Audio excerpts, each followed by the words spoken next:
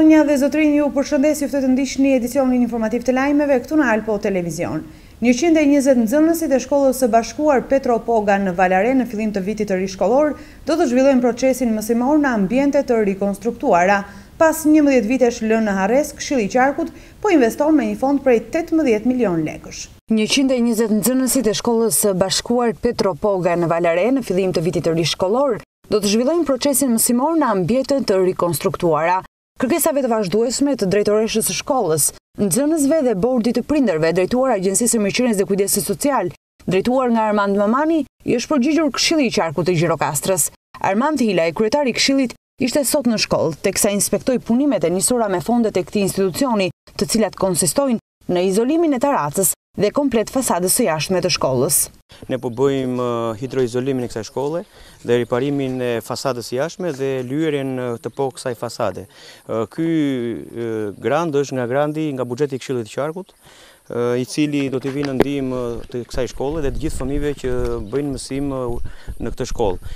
Kjo shkollë do të jetë gati në shtator, në nisjen e vitit të ri arsimor, për rritjen e cilësisë mësimore dhe mësimdhënies për mësuesit. Kjo në gjitha shkollat e Bashkisë Gjirokastrës ishte një nga shkollat më me problematik për sa i përket hidroizolimit dhe fasadës së jashtme. Prej 11 vitesh në këtë shkollë askush nuk ishte vendor. Agjencia Përgjegjëse Armand Mamanit në fillim të vitit shkollor mjaftoi me ndërrimin e ndonjë brave, edhe pse çatia rrezikonte çdo ditë jetën e fëmijëve. Në shtator, shkolla do të jetë gati për fëmijët fal investimit të 18 milion lekëve akorduar nga Këshilli i Qarkut. Situata e kopshteve e shkollave në Gjirokastër është katastrofike. Shpesh në mbledhjet e organizuara drejtorët kanë ngritur shqetësimin se në institucione nuk bëhet asnjë investim, ndërsa mësues e edukator në prag të fillimit të vitit të ri i shikon duke lyer e duke riparuar, edhe pse qytetarët paguajnë 100 lekë taks mujore për shkollat. Prej shumë vitesh banorët e Arshilengos përballen me një problem të madh që askush nuk i ka dhënë zgjidhje deri më sot. Ujërat e zeza janë kthyer në makthin e banorëve. E sikur të mos mjaftonte ky problem, banorët e Arshilengos po vuajnë në këto ditë të nxehta dhe për pikën e ujit.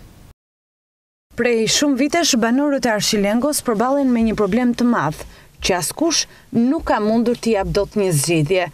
Ujërat e zeza janë kthyer në makthin e banorëve. Ato përshkojnë pjesën më të madhe të banesave në fshat, e përpasoj janë burimi për hapjes së infeksioneve, sidomos në këto temperatura të larta. Banorët kanë ngritur shpeshherë shqetësimin, por ankesat e tyre kanë rënë në vesh të shurdhër. Ujërat e zeza janë në sipërfaqe. Vajtën kohë këto, që nuk gjejnë dot zgjidhje. Deri në bashki i kemi çuar ne, edhe deri në qeveri kemi çuar. Po nuk kanë gjetur zbatim. Kemi lagjen e re që është tani më thanë. Ande nuk ka vënd dorë njeri fare. Rrugët janë për faqe zezë. Domethënë makina këputet të mest, nuk ka lëndot.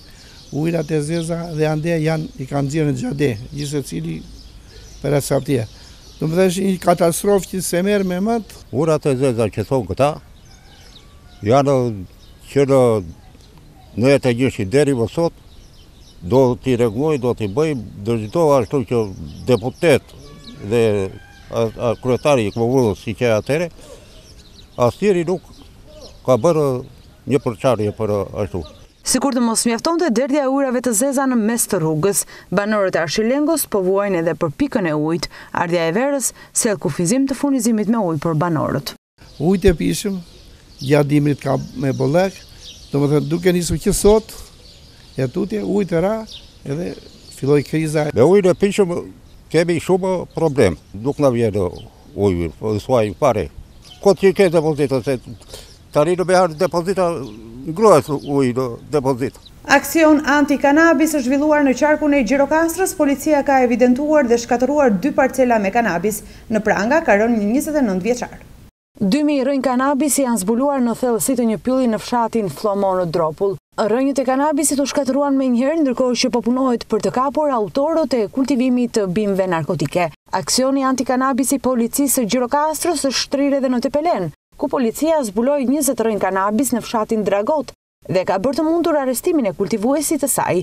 Në pranga ra 29 vjeçari Visar Bisha. Ndërkohë që policia thotë se aksioni anti-kanabis do të vijojë në të gjithë qarkun e Gjirokastrës me qëllim parandalimin, evidentimin dhe shkatërimin e parcelave me kanabis.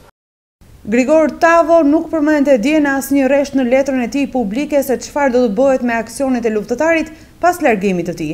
Mirëpo tashmë ardhmja e klubit mund të jetë sërish pengi presidentit të dorëhequr, duket si një lojë gati djallëzore, për më tepër që jemi vetëm një muaj para startit të sezonit. Gjithsesi, Tavo mund të kishte bërë të ditur tërheqjen më herët nëse i dhimbsej klubi në mënyrë që të bëjë edhe sqarimi i situatës mes aksionerëve, ndërsa për qytetarët situata është anormale dhe për të ardhur keq.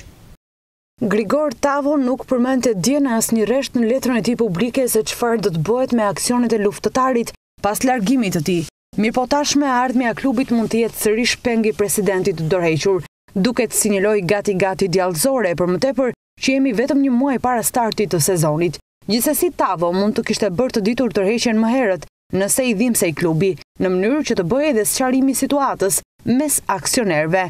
Përplasja e Tavos ka qenë e hapur prej kohësh me aksionerët. Presidenti i dorëhequr akuzoi dje se jo të gjithë aksionerët kanë kontribuar, duke sulmuar vetëm 2 emra, Bekim Halilaj dhe Aleksandër Misto. Mirëpo ky i fundit është nipi i tij dhe kësaj mund të quhet një luftë brenda familjes. Nëse shen në qendër kombëtare të biznesit, ekstraktin historik të shoqërisë aksionere të luftëtarit, vëren se në muajt e fundit ka ndodhur ndryshime të shumta që nxjerrin blof vetë Grigor Tavon. Ky i fundit nuk është as administratori i klubit dhe as aksioner mazhoritar, që prej viti 2016 klubi i luftëtarit është pronë e kompanisë Anast, që ka 75% të aksioneve, ndërsa Bashkia e Gjirokastrës 25%. Administratori i klubit është saktuar më 6 dhjetor 2018, Fation Kajushi, një personazh që është i punësuar në një nga bizneset në pronësi të familjes Tavo, por asnjëherë i njohur brenda klubit. Si antar të Këshillimit të Administrimit janë emëruar Grigor Tavo, të cilit i përfundon mandati më 8 shtator 2019, Gentian Nora dhe Aleksandër Misto. Në kompaninë Anast, administrator është Grigor Tavo, por këtu qëndron edhe Abia, pasi ai nuk është më aksioner që mund ta lidh direkt me klubin. Rezulton se 37% e aksioneve që Tavo ka pasur ja ka dhuruar djalit të tij, Harlamp Tavo. Aksionerët e tjerë janë Aleksandër Misto 38% e Bekim Halilaj me 25%. Kështu, klubi është në ngërç të madh, pasi presidenti i larguar figuron vetëm si antar i Këshillit të Administrimit dhe për më tepër me një mandat deri në shtator. Njeriu që ka më tepër aksione është Aleksandër Misto, nipi i Tavos, ndërsa më pas vijnë Bashkia e Gjirokastrës dhe Bekim Halilaj. Por s'po dashit Gjirokastrit, kjo situatë është totalisht përgjegjësi e Tavos. Kjo është fundi i luftëtarit, edhe ma merr mendja që luftëtarit, se sot po s'pate para nuk bëhet. Edhe të tëra skuadrat që po bëhet sot të Shqipërisë, janë kaluar në biznese se i zotërojnë parallit. Po ka leverdi, mirë, po s'ka leverdi, nuk i bëjnë.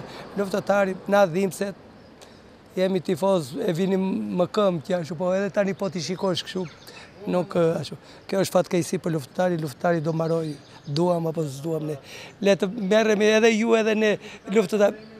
Sot duhet para, ke para, i ke të tëra, s'ke para, nuk ka para. Janë shumë tifoz, kanë qenë dhe janë, e do t'jenë vazhdimisht, se kanë qenë e ndikja kudo që shkonde. Po për të tradhti që bëri ai doli ka litrojës. Pra atje si duhet në ato thellësi, po ato intimitete, po për Gjirokastrën me kulturë është turp i madh. Kryetari i ri i bashkisë mendoni se? Po, mendoj se duhet bëj diçka. Jo, nuk e kam ndjekur, për dëgjova në televizion që kanë ikur ti lojtarë për arsye se nuk janë paguar. Jashtëzakonisht fatkeqësi. Bilesë është poshësi, jo fatkeqësi. Se deri dia e ka qenë këtu, ka drejtuar, ka bërë, ka marrë ato sa ka marrë, tani ka lënë një nga skuadrat më të mira të jugut. Lehtësisht sot fëmijët të moshave të ndryshme mund të bien prej e mashtrimeve dhe rrezikshmërisë që u vjen nga interneti. Përdorimi i telefonave personal të prindërve apo hyrja në qendra interneti është lehtësisht e aksesueshme për ta dhe jo pak herë lindin dhe konflikte fizike mes tyre. Lehtësisht sot fëmijët të moshave të ndryshme mund të bien prej e mashtrimeve dhe rrezikshmërisë që u vjen nga interneti. Përdorimi i telefonave personal të prindërve apo hyrja në qendra interneti është lehtësisht e aksesueshme për ta dhe jo pak herë lindin dhe konflikte fizike mes tyre. Shqetësimi buron nga çdo prind dhe sipas psikologëve janë këta të fundit që kanë në dorë parandalimin.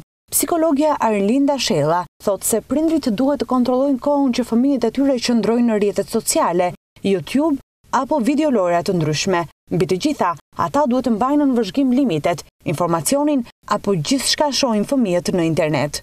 Nëse ti thua fëmijës tënd mos e bëj këtë duke mos i dhënë një alternativë tjetër, është shumë e vështirë edhe për fëmijën që ta pranoj këtë lloj detyre që jep prindi.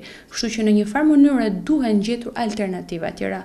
Një angazhim në sport, një angazhim në një kurs, një angazhim po themi në lëra të cilat e përfshin atë dhe që i nxisin dhe pjesën e krijimtarisë, pjesën e kreativitetit. Tashmë që jemi dhe në sezonin veror dhe shkolla ka mbaruar, është e vështirë që fëmijët të angazhohen, pasi jeta është bërë mjaft dinamike dhe intensive.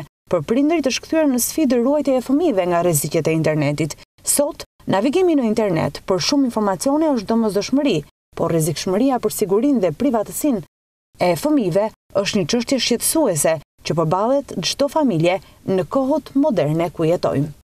Të nderuar teleshikues, ka qenë gjithçka e përgatitur. Unë ju falenderoj për vëmendjen. Bashkë mirupafshim.